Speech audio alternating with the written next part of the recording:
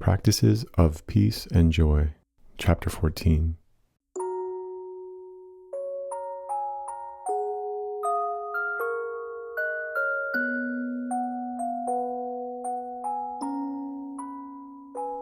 Chapters 14 through 16 discuss the dissemination of the Dharma Lotus Sūtra. In Chapter 14, the Buddha suggests that if Bodhisattvas wish to teach the sutra in the troubled age of the future, they should settle themselves firmly in the Bodhisattva's two fields of practice and association. That is, the practices of peace and joy concerning the body, speech, mind, and making vows.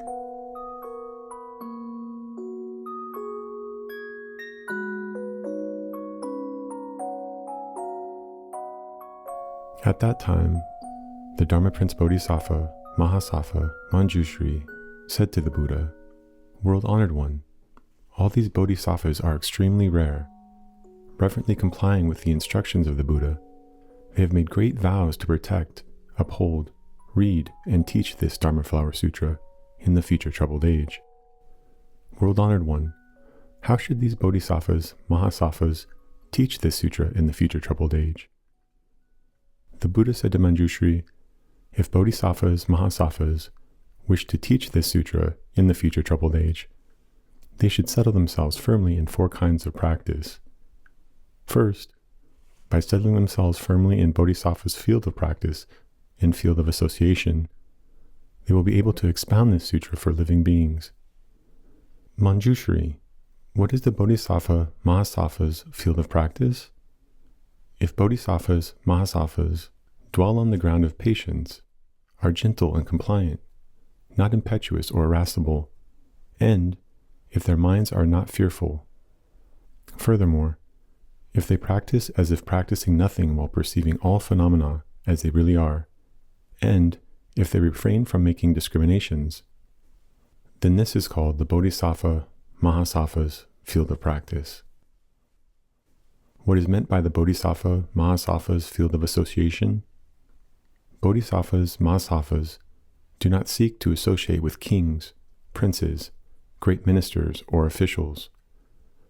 They do not seek to associate with heretics, Brahmins, Nigranthas, and the like, or those who compose secular writings and praise heretical works, or Lokayatas and Vamalokayatas. They also do not seek to associate with those who entertain with shows of violent combat, wrestling and boxing, or various performances such as nata. Nor do they seek to associate with chandalas, those who raise pigs, sheep, chickens, or dogs, those who hunt, fish, or trap, or those who engage in any other unwholesome occupations. When such people on occasion come to them, they expound the Dharma but accept nothing in return. Moreover, they do not seek to associate with bhikshus, bhikshunis, upasakas, or upasikas, who aspire to be shravakas, nor do they pay respects to them. They do not stay with them in the same room, thoroughfare, or lecture hall.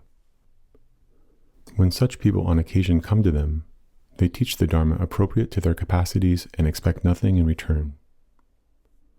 Moreover, Manjushri, Bodhisattvas, Mahasattvas must not expound the Dharma to women in a manner that might provoke thoughts of desire in them. Nor should they delight in seeing them.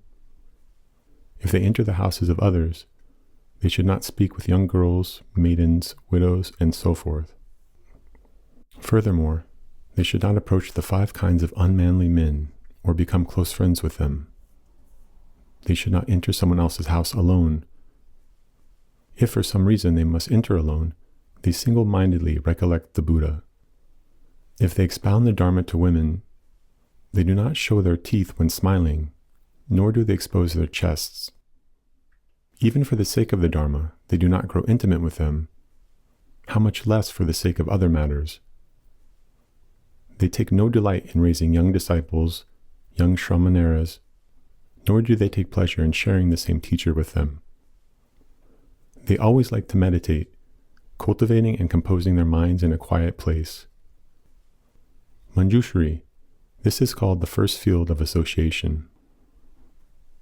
Furthermore, Bodhisattvas, Mahasattvas contemplate all phenomena as empty, as in line with the ultimate reality, as not upside down, as not moving, as not retreating, as not turning, as empty space, as without any nature, as beyond language, as not coming into being, as not leaving, as not arising, as without names, as without appearances, as non-existent, as immeasurable, as boundless, as unimpeded, and as unobstructed. Phenomena come into being through dependent origination, arising from delusion. That is why I teach of the constant joy gained from contemplating the characteristics of phenomena in this way. This is called the Bodhisattva Mahasattva's second field of association. At that time, the world-honored one, wishing to restate his meaning, spoke in verse. Should there be Bodhisattvas in the future troubled age who fearlessly wish to teach this sutra, they should enter the field of practice and the field of association. They should avoid kings and princes, high-ranking ministers and officials, players of combative and dangerous games, chandalas, heretics, and Brahmins. Nor should they seek to associate with those of overbearing pride, those who are attached to the lesser vehicle, or those who study the Tripitaka teaching. They should not seek to associate with any of the following: bhikshus who violate the precepts, arhats in name only, bhikshunis who like to play and tease, those deeply attached to the five desires, those who seek stillness in this present life, and upasikas. Should such people, with good intentions, approach these bodhisattvas to inquire about the Buddha's awakening, the bodhisattvas then, fearlessly and without expectation, may expound the Dharma for them. They should not seek to associate with, or become intimate with, widows and virgins, or unmanly men. Nor should they draw near to butchers, meat cutters, hunters or fishermen, or any who kill for profit, or sell meat as their livelihood, or those who engage in prostitution. They should not seek to associate with people such as these. They should not get involved with dangerous sports such as boxing or wrestling, nor with the various entertainments, nor with courtesans, prostitutes, and the like. They should not be in a secluded place, teaching the Dharma to women. While expounding the Dharma, they should not joke or laugh. When they enter the city to seek alms, they should go with another bhikshu, or, if there is no other bhikshu, they should focus mindfully on the Buddha. These are called the fields of practice and association. By adhering to these two fields, they can teach in peace and joy. Furthermore, they do not engage in supreme, intermediate, or inferior practices, nor do they engage in conditioned, unconditioned, ultimate, or non-ultimate practices. They do not distinguish between men and women. They do not grasp at any phenomenon, nor do they know or perceive any. This is known as the Bodhisattva's field of practice. All phenomena of any kind are empty, non-existent, impermanent, neither coming into being nor ceasing to be. This is known as the wise one's field of association. In delusion, one perceives phenomena as existing or non-existing, as real or unreal, and as arising or not arising. If, in a quiet place, one cultivates and focuses the mind, peaceful and unmoved like Mount Sumeru, contemplating all phenomena as having no substance, like empty space, lacking firmness and solidity, neither arising nor leaving, not moving, not retreating, constantly abiding in thusness, this is known as the field of association. If a bhikshu, after my parinirvana, enters this field of practice and this field of association, when he expounds this sutra, he will show no fear or hesitation. At times, Bodhisattvas enter a quiet room and, with right mindfulness, reflect upon the Dharma according to principle. Arising from meditative concentration, for the sake of kings, princes, ministers, brahmanas, and such, they teach and expound this sutra with peaceful minds, free of fear and hesitation. Manjushri, this is called the Bodhisattvas settling themselves in the first stage, so that they may, in a future age, teach the Dharma Flower Sutra. Manjushri, after the Tathagata's parinirvana, those who wish to teach the sutra in the Dharma ending age should settle themselves in the practices of peace and joy. When expounding or reciting this sutra, they should take no delight in speaking of the faults of others or of the sutras, nor should they despise other Dharma masters or speak of their good and bad or strong and weak points. They should not mention Shravakas by name in order to point out their faults or praise their excellence, nor should they harbor resentment or loathing. Having skillfully cultivated such peaceful and joyful thoughts, they do not oppose the intentions of their listeners. If their listeners ask difficult questions, they do not answer with the teaching of the lesser vehicle, but teach them the great vehicle and lead them to attain omniscient wisdom. At that time, the world-honored one, wishing to restate his meaning, spoke in verse. The Bodhisattvas ever delight in teaching the Dharma in peace and tranquility. On pure ground, they arrange their seats, smear their bodies with oil, and wash away dust and filth.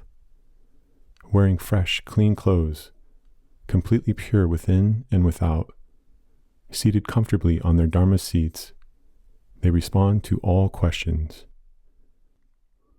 If there are bhikshus or bhikshunis, upasakas or upasikas, kings, princes, ministers, learned persons, or commoners, the Bodhisattvas, with pleasant countenance, expound for them the subtle, wonderful principles.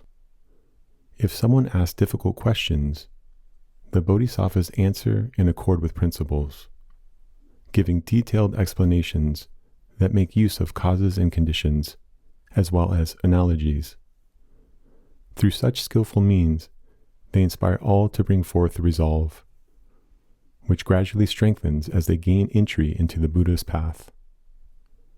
Casting out thoughts of laziness and lethargic tendencies, leaving all worry and distress behind, the Bodhisattvas teach the Dharma with compassion. Day and night, ever expounding the teachings of the Supreme Path, through various causes and conditions, and by countless analogies, they instruct living beings, bringing them joy and happiness. They do not expect to receive any clothing, bedding, food, drink, or medicine, but single-mindedly ponder causes and conditions for teaching the Dharma. Wishing to realize Buddhahood, they lead living beings to do the same. This brings the greatest benefit, the offering of peace and joy. After my parinirvana, should there be a bhikshu who is able to expound the wonderful Dharma Lotus Sutra with no thought of envy or anger, with no affliction or obstruction, with no worries or distress, with no critics or detractors, with no fear of being assaulted by knives or staves, nor any cause for expulsion from the Sangha, it is because he settles himself in patience. The wise ones are like that. Skillfully, they cultivate their minds and can settle themselves in peace and joy, as I have explained above. The merit of such people could not be fully described by means of calculation or parable, even in tens of millions of kotis of eons.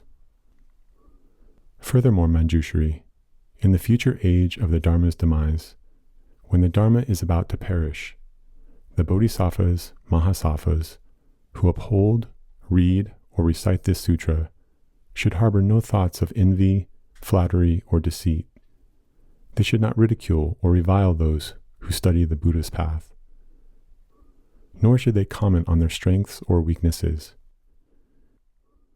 If there are bhikshus, bhikshunis, upasikas, upasikas, those who seek to be shravakas, or pratikya Buddhas, or those who seek the Bodhisattva path, the Bodhisattvas, Mahasattvas, should not agitate them, or cause them to have doubts by saying to them, "You are all very far from the path, and you will never attain omniscient wisdom."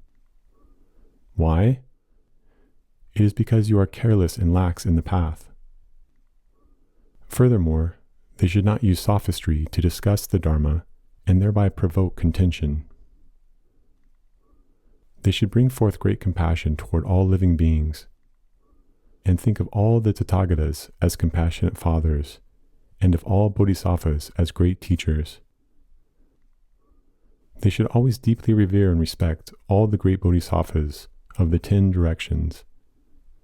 They should teach the Dharma to all living beings without discrimination.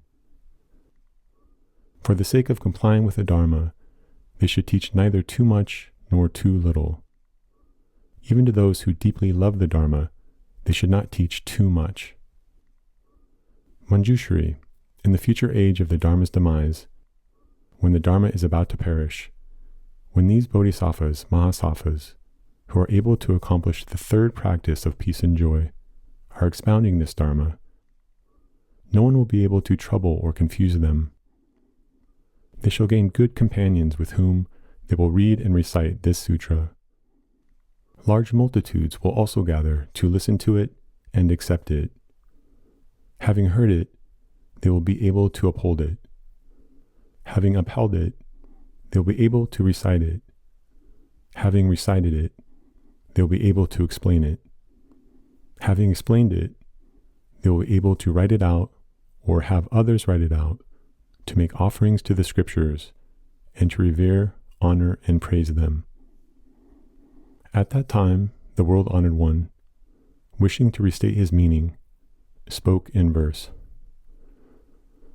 Those who wish to teach this sutra should rid themselves of envy, anger, pride, flattery, and deceitful thoughts. They should constantly practice straightforwardness. They should not ridicule others, nor should they quibble over the meanings of the Dharma, or cause others to doubt by telling them that they will not become Buddhas. When these disciples of the Buddha teach the Dharma, they should always be gentle, agreeable, patient, compassionate toward all, and never slack in their efforts. They should bring forth a heart of reverence toward the great Bodhisattvas of the 10 directions, who walk the path out of compassion for living beings. They should think, "These are my great teachers." They should regard all Buddhas, world-honored ones, as their supreme fathers. Having dispelled their pride, they have no obstacles in teaching the Dharma. Such is the third practice that the wise ones should always guard and protect.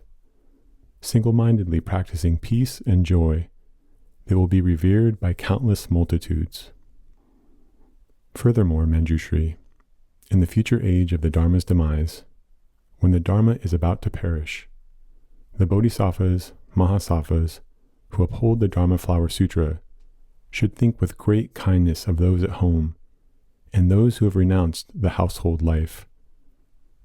With great compassion for those who are not yet Bodhisattvas, they should think, "People such as these are missing great benefits."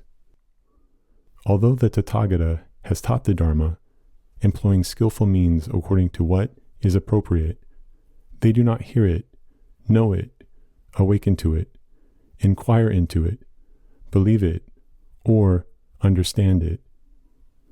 Although these people do not inquire into, believe, or understand this sutra, when I attain Anuttara Samyak Sambodhi, wherever I happen to be, I shall use my spiritual powers and the strength of wisdom to lead them to establish themselves in this Dharma. Manjushri, after the parinirvana of the Tathagata, the Bodhisattvas, Mahasattvas, who have accomplished the fourth practice will be devoid of any error when teaching this Dharma. They will always receive offerings from and be revered, honored, and praised by bhikshus, bhikshunis, upasakas, upasikas, kings, princes, great ministers, common people, brahmanas, lay people, and others. The gods in heaven will always attend upon them in order to hear the Dharma, whether they are in a village, a city, or in a secluded place or a forest. If someone approaches them wanting to ask difficult questions, all the gods, for the sake of the Dharma, will constantly protect them day and night so that they can enable their listeners to rejoice. Why? This sutra is protected by the spiritual powers of all Buddhas of the past, present, and future. Manjushri, throughout countless lands, it is not possible even to hear the name of the Dharma Flower Sutra, much less to see, uphold, read, or recite it. Manjushri, suppose a powerful wheel-turning sage king wishes to subdue other countries by force. The minor kings, however, do not follow his commands. The wheel-turning sage king then mobilizes his various troops and goes to quell them. Seeing his troops victorious in battle, he is greatly delighted and rewards them according to their achievements, giving them fields, houses, villages, cities, counties, clothing, or personal ornaments, or various precious treasures of gold, silver, Vaidurya, giant clamshell, carnelian, coral, or amber, or elephants, horses, carriages, servants, or subjects. The only thing he does not give away is the bright pearl in his top knot. Why not? Only the king may wear this pearl on his crown. If he were to give it away, his followers would surely be greatly alarmed. Manjushri, the Tathagata is also like this. Through the powers of meditative concentration and wisdom, he has gained a Dharma land and reigns over the 3 realms. But the demon kings refuse to submit to him. The Tathagata's worthy and sage generals go into battle against them. He is pleased with those who succeed. He teaches the sutras to the fourfold assembly, bringing joy to their hearts. He confers upon them the meditative concentrations, the liberations, the freedom from outflows, the roots, and the powers, which are the wealth of the Dharma. Furthermore, he confers upon them the city of nirvana, telling them that they have attained stillness. He guides their hearts, leading them to happiness. Yet, he does not teach them the Dharma Flower Sutra. Manjushri, it is as if the wheel-turning king is overjoyed to see those of great achievement among his troops, and finally rewards them with the incredible pearl that he has long worn in his top knot and would never casually give away. The Tathagata is exactly like this. As the great Dharma king of the 3 realms, he teaches the Dharma to all living beings. He sees the army of worthy and sage soldiers wage battle against the demons of the 5 skandhas, the demons of affliction, and the demons of death, thereby gaining great merit. Upon seeing them eradicate the 3 poisons, transcend the 3 realms, and rend the nets of the demons, the Tathagata is greatly pleased. The Dharma Flower Sutra can bring living beings to the realization of omniscient wisdom. Yet, concerned that it would be met with resentment and disbelief throughout the world, the Buddha refrained from teaching it until now. Manjushri, the Dharma Flower Sutra, is the foremost among all of the Tathagata's teachings.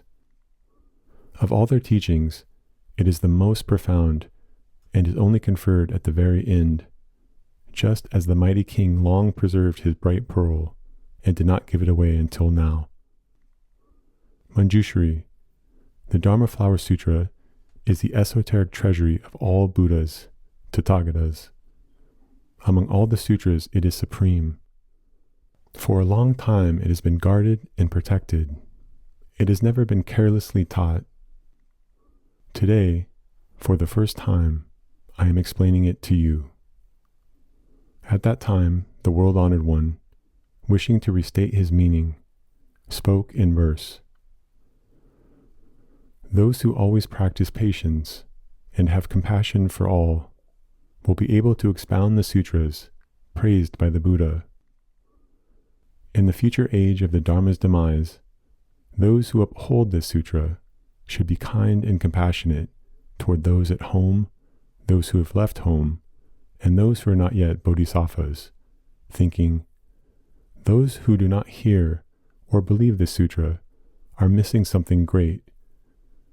Having realized Buddhahood, I will teach this Dharma through skillful means, leading them to abide within it.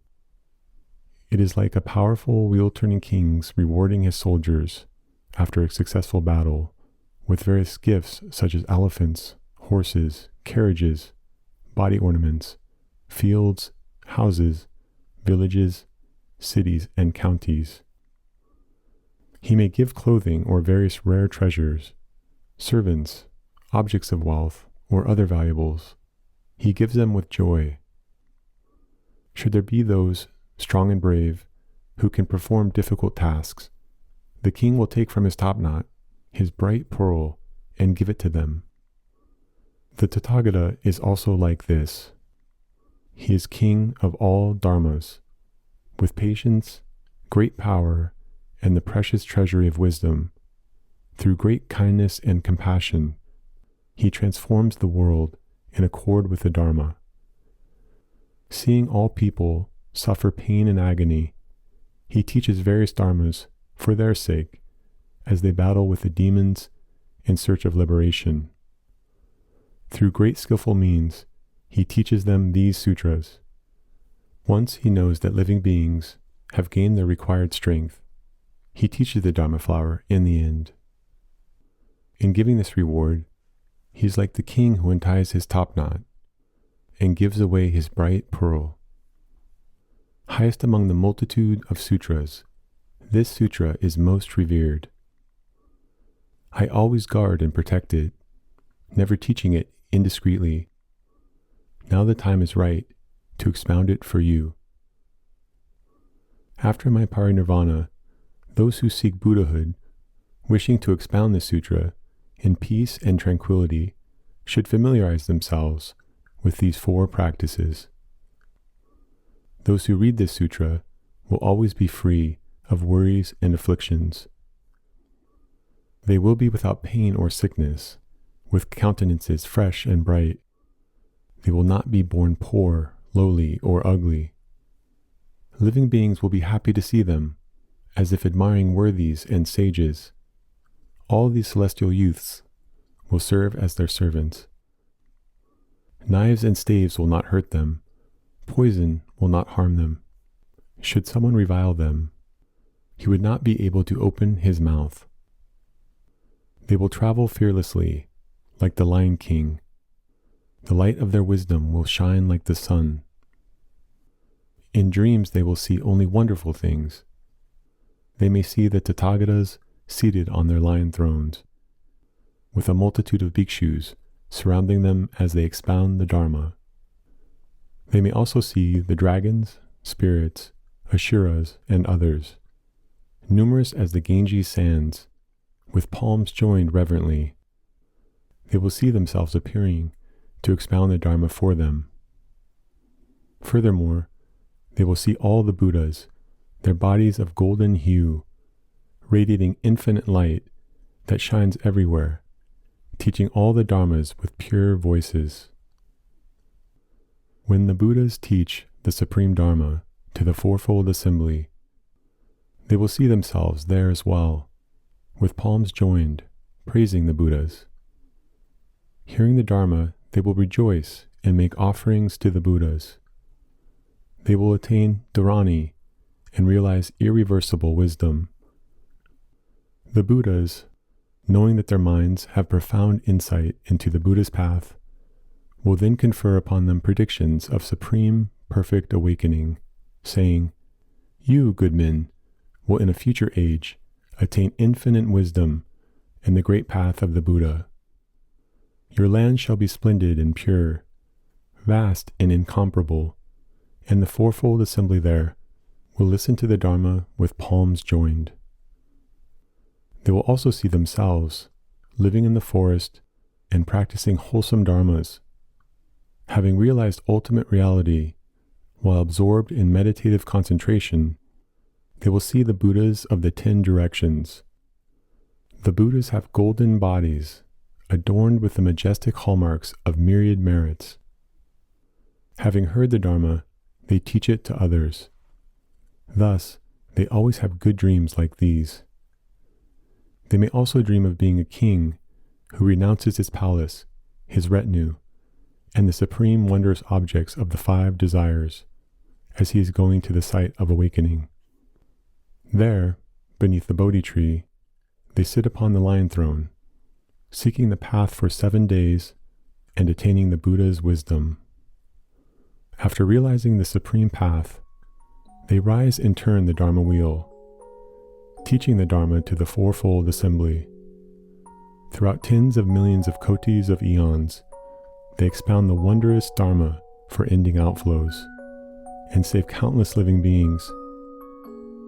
Thereafter, they will enter parinirvana, just as, when a lamp goes out, its smoke dissipates.